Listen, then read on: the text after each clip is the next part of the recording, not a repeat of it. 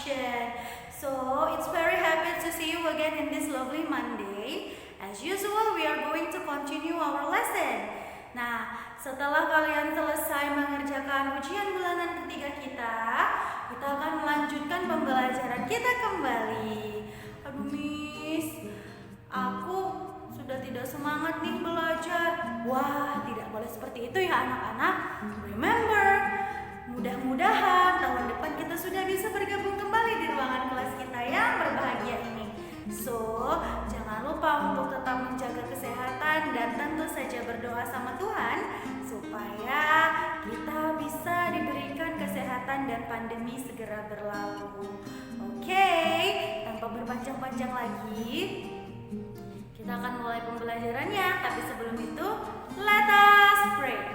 Dear Almighty God, thank you for your blessing. Now we are going to begin our lesson. So let's open our heart and open our mind. Bless our teacher and also our parents. Thank you God. Amin. Nah, hari ini kita akan memasuki pembelajaran 3 dan 4 dari tema 4 subtema 4. Miss Eka akan memberikan cuplikan videonya setelah ini. Pay attention anak-anak, perhatikan dengan baik. Nah, meskipun Miss Eka tidak memberikan tugas, anak-anak tetap diwajibkan untuk membahas PBT kita dan mengerjakan soal-soal yang ada di PBT supaya tetap mengasah kemampuan dan pengetahuan anak-anak. Remember, tetaplah sering berlatih karena minggu depan kita sudah akan menghadapi ujian akhir semester.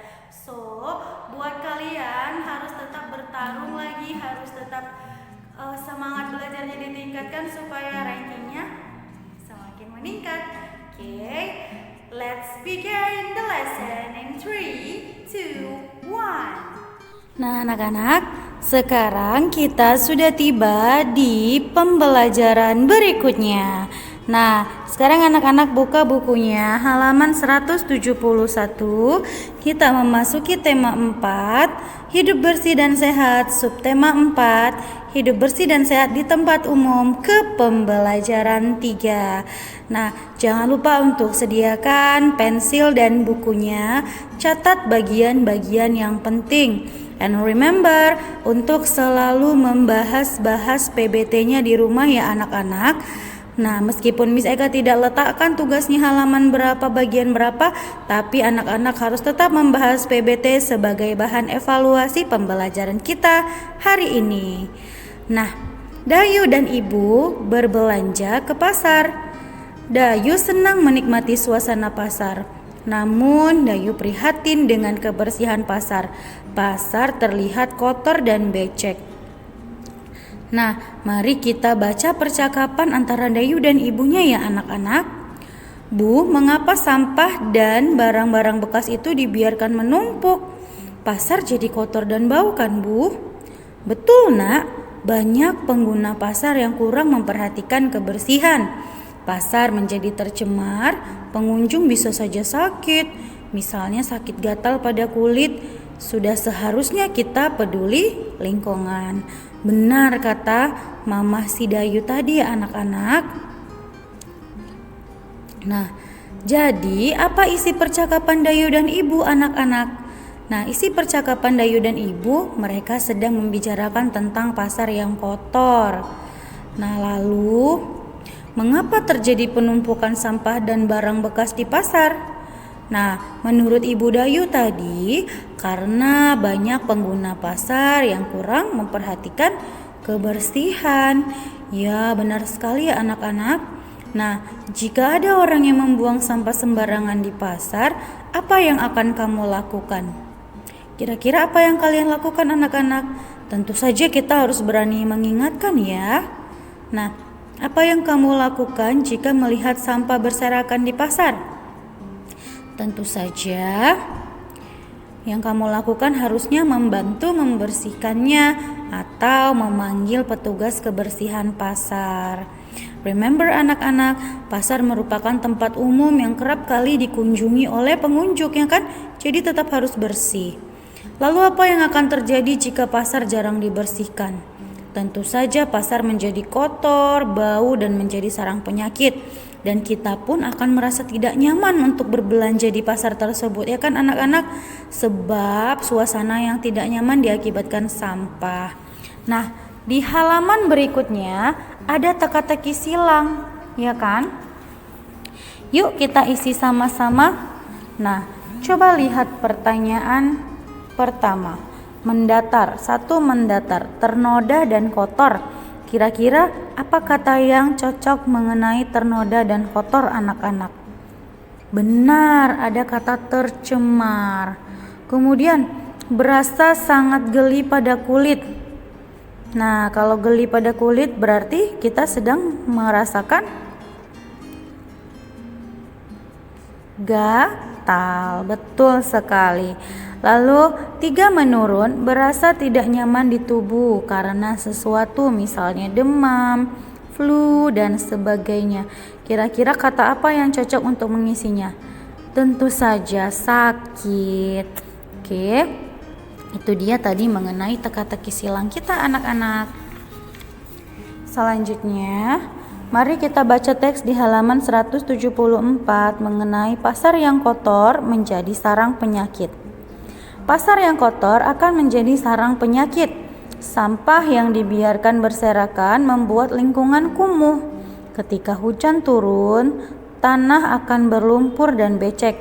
Jika lumpur mengenai kulit, sampah akan mengakibatkan gatal-gatal. Pasar yang kotor tentu ada penyebabnya. Pasar kotor karena kurang kesadaran pengguna pasar menjaga kebersihan. Pedagang dan pembeli banyak yang membuang sampah sembarangan. Sudah seharusnya kita peduli kebersihan lingkungan. Hidup bersih itu sehat. Tentu saja anak-anak, ingat, hidup bersih itu sehat. Harus kalian tanamkan di dalam hati kalian ya anak-anak, bahwa kebersihan itu pasti menjadi dasar untuk kesehatan kita.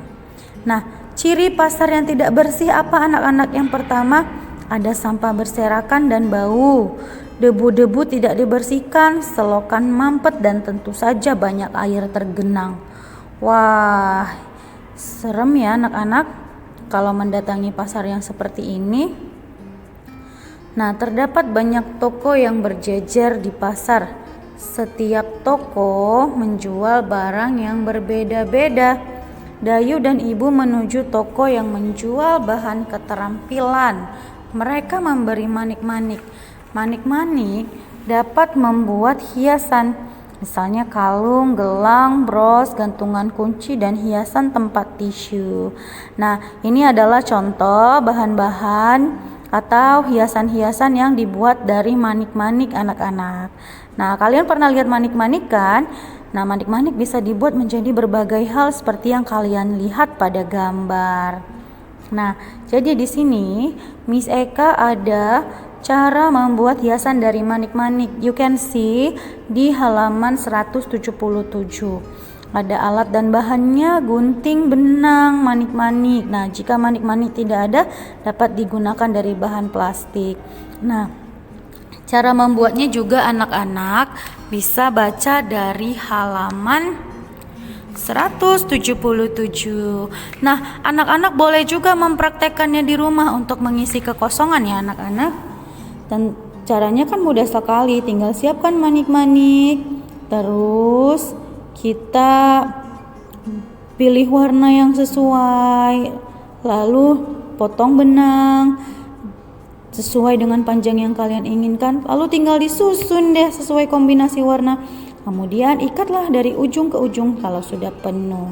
Nah, anak-anak masih ingat mengenai bangun ruang tidak? Tentu saja masih ya, karena Miss Eka yakin anak-anak Miss Eka semua di rumah selalu mengulang pembelajaran. Nah, kira-kira bagaimana ya nak bentuk dari bangun ruang? Nah, bentuk bangun ruang ini berbentuk balok. Balok merupakan contoh bangun ruang. Nah, setiap bangun ruang itu punya titik sudut, sisi, dan juga rusuk nih anak-anak. Jadi, masih ingat kan kalian mengenai titik sudut, sisi, dan rusuk pada balok? Ingat, rusuk itu sama dengan ruas garis anak-anak. Sementara sisi merupakan bangun datar yang membangun bangun ruang tersebut. Sekarang yuk kita hitung titik sudut yang ada pada balok. Ada berapa anak-anak? Benar, ada 8. Nah, sementara rusuk balok ada 12 dan banyak sisinya ada 6. Benar sekali. Oke, sekarang kita akan mengelompokkan bangun ruang berikut sesuai dengan banyak rusuk, banyak sisi, serta titik sudutnya. Kita mulai dari number 1, ada kubus. Kira-kira kubus masuk ke bagian yang mana ya anak-anak? Bagian kotak yang kiri atau kotak yang kanan? Nah, jadi kubus itu tergolong ke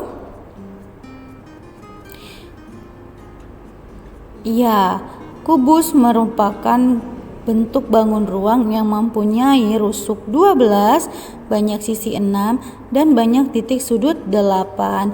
Nah, anak-anak sudah lihat kan yang dari ISPS yang kita pelajari minggu lalu? Nah, kemudian di sini Miss Eka punya prisma segitiga number 2, ya kan? Nah, prisma segitiga kira-kira masuk ke bagian yang mana ya anak-anak? Ada rusuk 9, kemudian sisinya ada 5, lalu titik sudutnya ada 6, berarti dia masuk ke mana anak-anak? Ya, benar, dia masuk ke kotak yang di sebelah kanan. Banyak rusuk 9, banyak sisi 5, dan banyak titik sudut 6. Balok tadi sudah kita bicarakan ya anak-anak. Kemudian ada prisma segitiga lagi nih, number 5. Dia tentu saja masuk ke bagian kotak yang di sebelah kanan, ya kan?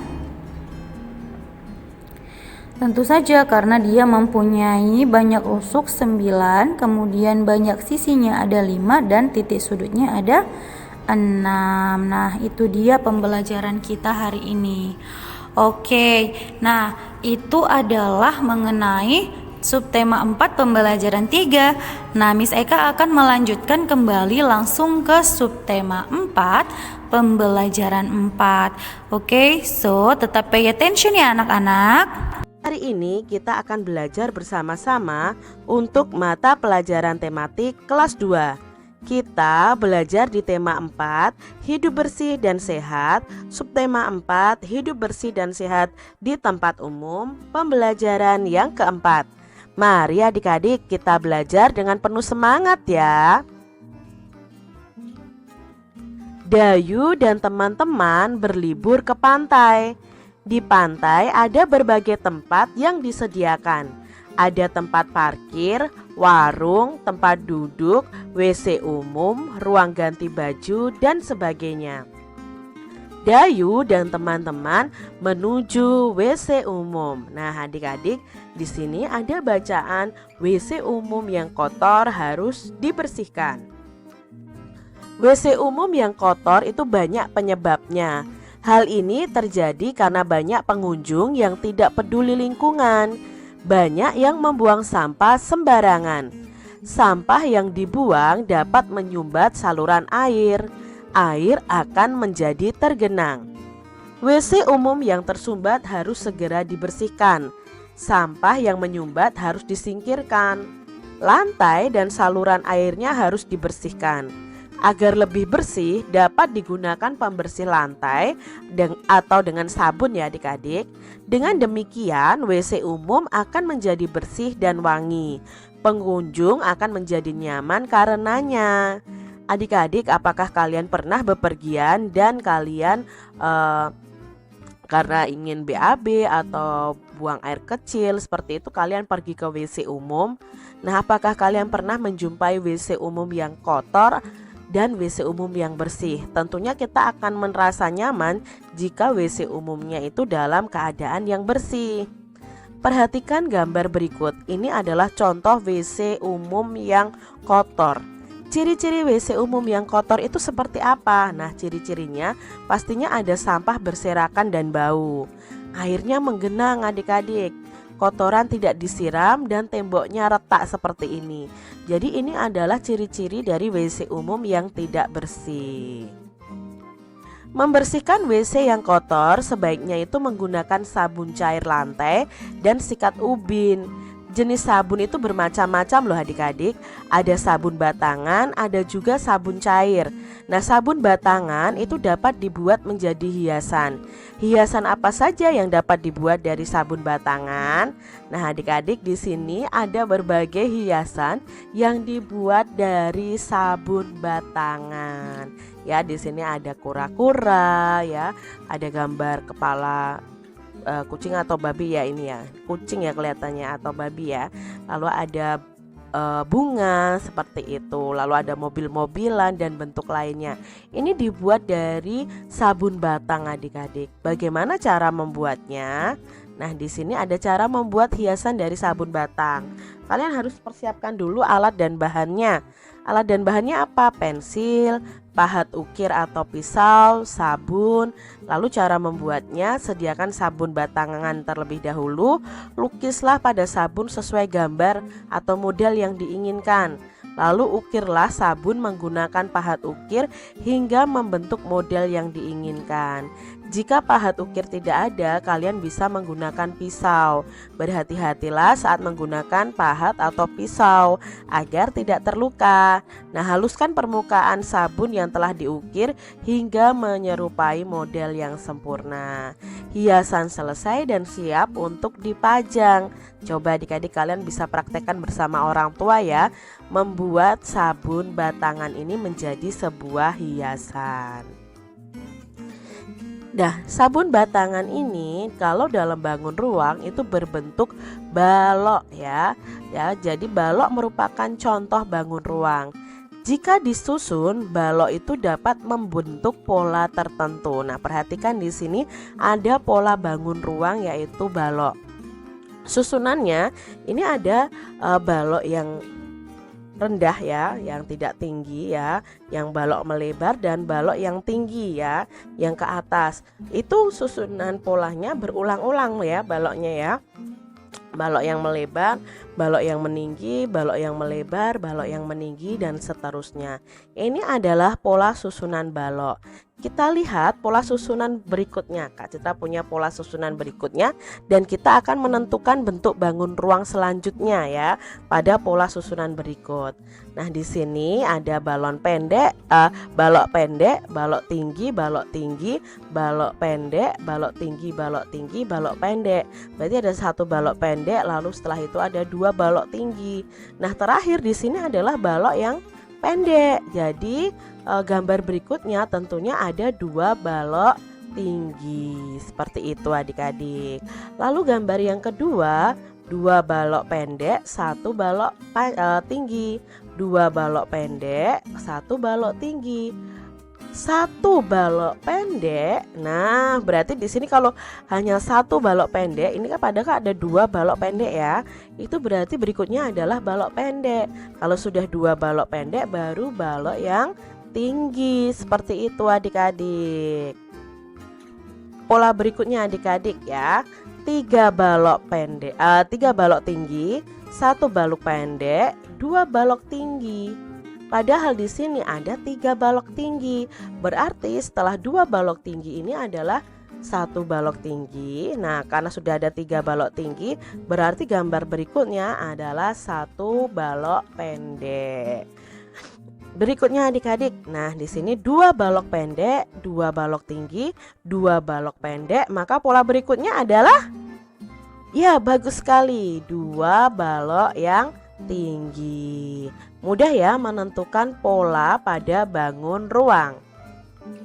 Demikian tadi adik-adik pembahasan kita di tema 4, subtema 4, pembelajaran yang keempat.